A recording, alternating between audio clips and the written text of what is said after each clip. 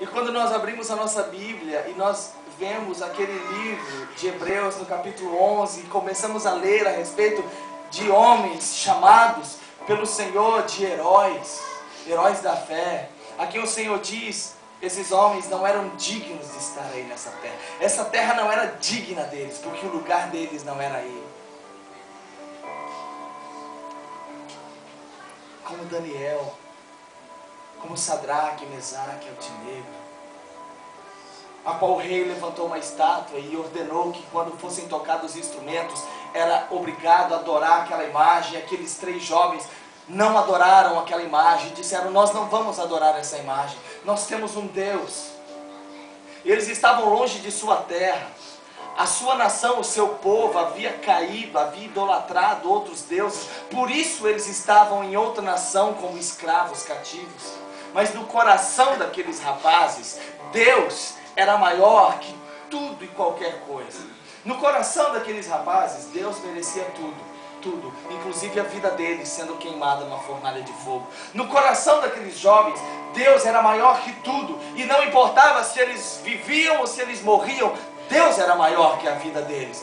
Deus era o tudo da vida deles. Eles entenderam que se cair aqui, levantará ali diante do Todo-Poderoso. Mas alguém pode tocar o seu corpo, mas ninguém pode tocar na sua alma, porque a sua alma é dele.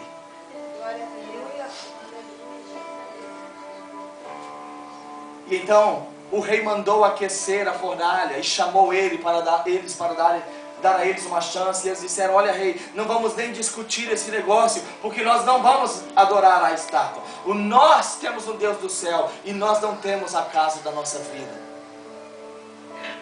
Então o rei mandou que a fornalha fosse aquecida 7 vezes mais. E quando lançaram aqueles jovens na fornalha, eles começaram a caminhar. E quando o rei olhou, havia um quarto ser andando com eles na fornalha. E o rei disse: não lançamos nós 3, contudo há um quarto que se parece com o Filho dos Deuses.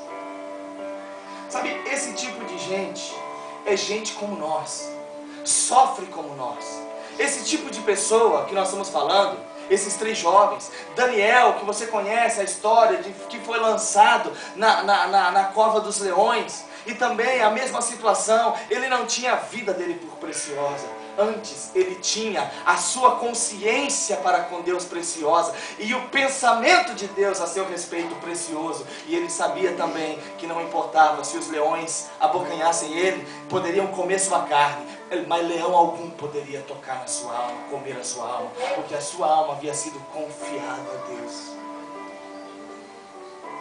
Eles não tinham medo da morte, eles não tinham medo de reis, eles não tinham medo de enfrentar nada.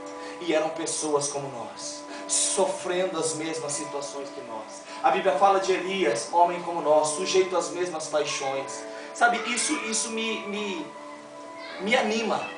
Me anima, porque se eles eram e sofriam como eu, e tocaram a Deus, eu sofro. E eu quero tocar a Deus como eles tocaram.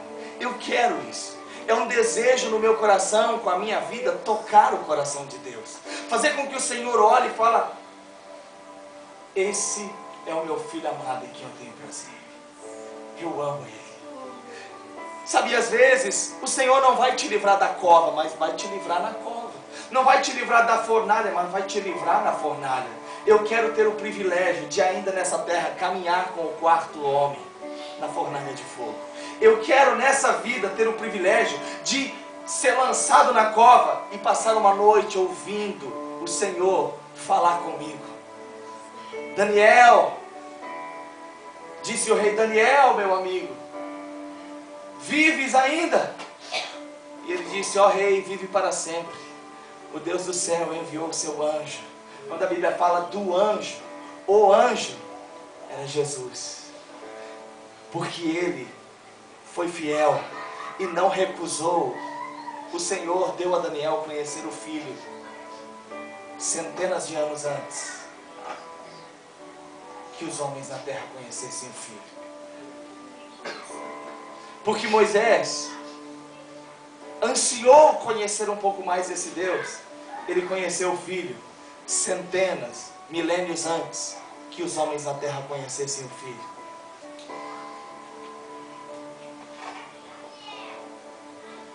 eu acredito que essa galeria de heróis da fé está sendo compilada ainda. Ela não foi selada. Os heróis da fé não foram, não, isso não foi selado. Essa palavra foi selada, mas há uma continuação dela no céu, onde novos heróis estão para ser compilados naquele rol. Novas pessoas, novas situações, novas histórias, novos episódios. E sabe quem são os atores agora? Eu, você. E existe uma grande nuvem de testemunhas ali, olhando por nós. Sabe, às vezes eu estou sozinho lá na minha casa, e eu vou adorar, e eu gosto da consciência de que estou eu, o Pai, o Filho, o Espírito Santo, a grande nuvem de testemunhas, estão todos ali, olhando um serzinho na terra, no século 21, de joelhos, dizendo ao Pai o quanto ama. Eu gosto dessa sensação porque eu não me sinto só. Porque a palavra diz que a nuvem de testemunhas está nos olhando, que o Senhor está ali. Então eu me sinto parte da família, eu me integro a eles. E nessa noite eu queria compartilhar com você um pouquinho sobre essa condição. Sabe, a nós foi dado algo chamado fé. Sabe, eu acredito no avivamento. Eu acredito no avivamento que acontece dentro de cada coração. Nesse exato momento há um avivamento acontecendo aqui, porque o avivamento é quando um coração se une ao de Jesus e tudo que há dentro desse coração começa a voltar-se para Ele. Quando uma lágrima cai, quando você abre a sua Bíblia, aquela palavra fala com você. Há um avivamento ali. Porque Deus está avivando algo totalmente morto que sobrou em você. Algo que não tem possibilidade alguma de ter vida por si só. Você sabia que Jesus é a vida? Mas eu não estou falando dessa vida. Eu digo um outro tipo de vida. Nós estamos vivos. Os demônios estão afastados da presença de Deus, mas eles têm vida. Os demônios são seres vivos. Lúcifer é um ser vivo, mas ele não tem a vida. Jesus disse: eu vim para que tenham vida e a tenham com abundância. Jesus nunca disse que nós sofreríamos para viver espiritualmente, que nós iríamos sofrer para caminhar na nossa jornada de fé. Não, não é assim que Ele quer que você viva. Ele veio para te dar vida e vida com abundância. Ele veio para fazer a sua jornada com Ele ser uma jornada triunfante, alucinante, que toma o seu coração, a sua vida e faz daquilo tudo que você vê, tudo que você vive. Se não for assim, você não está vivendo um avivamento. Só que deixa eu te dizer uma coisa. Hebreus, capítulo 11, versículo 1, diz assim: ora, a fé é a certeza das coisas que se esperam e a prova daquilo que não se vê. Sabe o que é andar em avivamento? Andar em avivamento é andar por fé.